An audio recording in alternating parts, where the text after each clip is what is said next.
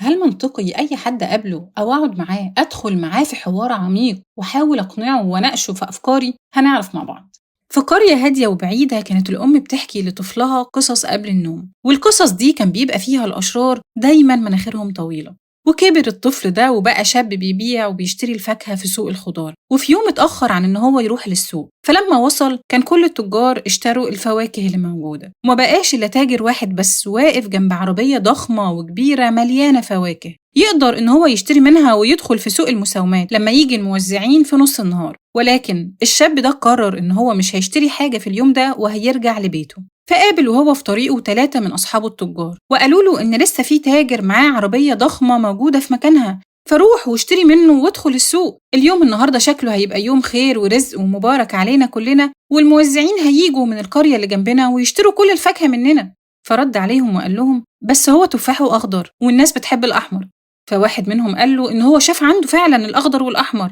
فقال لهم بس الموز عنده قديم وشكله كده قرب يبوظ. فرد واحد تاني وقال له إن هو لسه مشتري من عنده النهاردة الموز وإن هو من أجود ما يكون. فرد عليهم تالت مرة وقال بس الليمون اللي عنده من النوع الصغير. فرد واحد تالت وقال له أنا لسه مشتري من عنده صندوق ليمون وكان كبير وكويس. فقال لهم بعد ما خرج عن شعوره بس هو مناخيره كبيرة جدا، إزاي محدش فيكم خد باله؟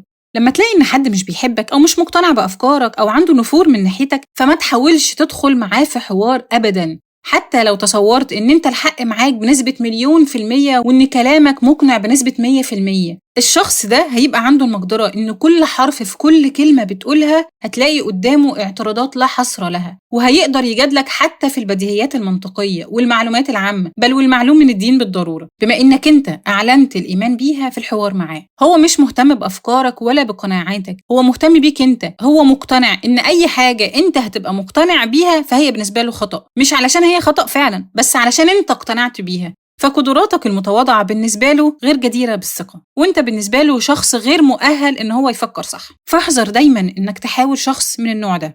وطالما ان تغيير مناخيرك مستحيل ان هو يحصل، فقناعاته بأفكارك كمان مستحيل تحصل. فحافظ على مناخيرك وابعد خالص من الشخص ده، وخليك متأكد كمان ان المشكلة مش في مناخيرك اللي هي جزء صغير جدا من جسمك، المشكلة في مخيلته هو وأفكاره اللي اتبنت واللي ما بقاش قادر يتخلى عنها، وهتفضل في قصته مهما حاولت.